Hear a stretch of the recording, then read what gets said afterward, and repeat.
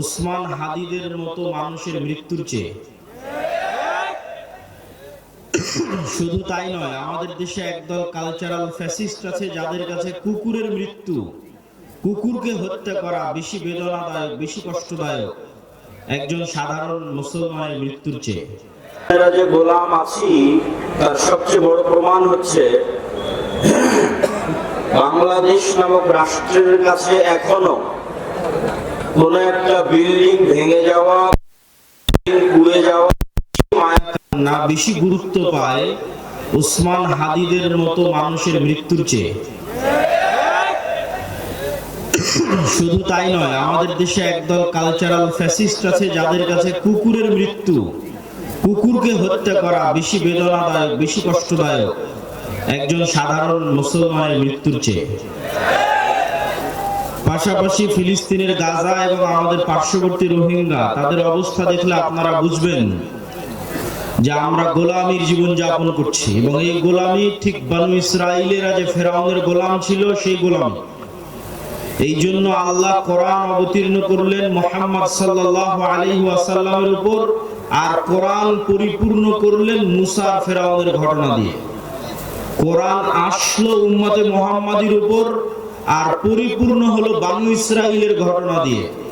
কেননা এই উম্মতে মুহাম্মাদি একদিন বনু ইসরাইলের ভাগ্য বরণ করবে।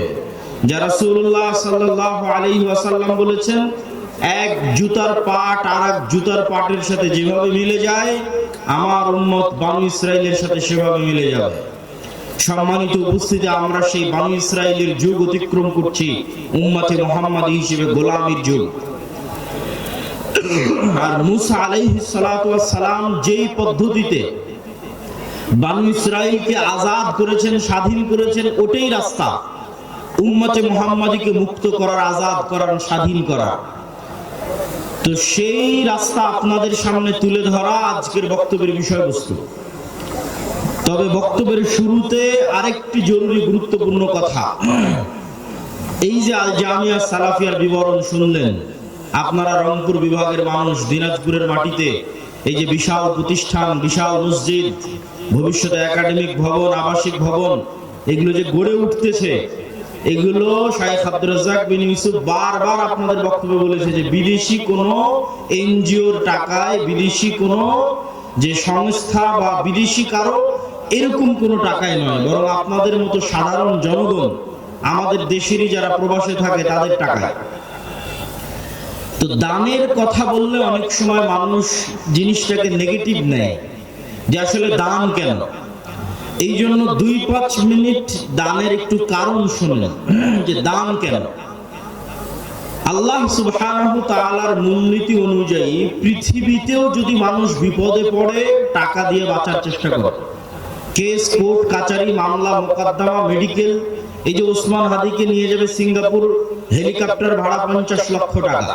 তাহলে দুনিয়াতে বিপদ আপদ পড়লে মানুষের টাকা লাগে, তো কিয়ামতের মাঠেও মানুষ যখন বিপদে পড়বে তখন টাকা দিয়ে বাঁচা যাবে। আল্লাহ টাকা দিয়ে বাঁচার সুযোগ করে দিবেন। কিন্তু আজকে দুনিয়াতে বিপদে পড়ে আমার কাছ থেকে চেয়ে নিয়ে টাকা একত্রিত করতেছি, কিয়ামতের মাঠে কারো কাছ থেকে চেয়ে টাকা একত্রিত করার সুযোগ থাকবে না। এই দুনিয়াতেই যে টাকা আমি পরকালের অ্যাকাউন্টে জমা করে গেছি, ওই টাকায় আমি যদি কিয়ামতের মাঠে ধনী অবস্থায় উঠি, যে কোটি কোটি টাকা আমার নামে জমা হয়ে আছে, তাহলে আমিও কিয়ামতের মাঠের বিপদ টাকা দিয়ে বেঁচে যাব। দলিল কোথায়? আল্লাহ নিজেই পৃথিবীতে জরিমানার সিস্টেম করেছে ইবাদতের কমতিতে, গুনাহের কাফফারায়। রমজান মাসে যখন তুমি স্ত্রীর সাথে সাংসারিক জীবনে গেছো, তখন তোমার কাফফারা হচ্ছে গোলাম আজাদ করা, 60 জন মিসকিনকে খাওয়ানো। তো গোলাম আজাদ করতে টাকা লাগে, 60 জন মিসকিনকে খাওয়াতে টাকা লাগে। তাহলে গুনাহের কাফফারায় টাকা, ইবাদতের কমতিতে টাকা। তুমি হজ করতে গেছো, উমরা করতে গেছো, হজ উমরা করতে গিয়ে কোথাও ভুল ত্রুটি হয়েছে, মুআল্লিম বলবে দম দাও।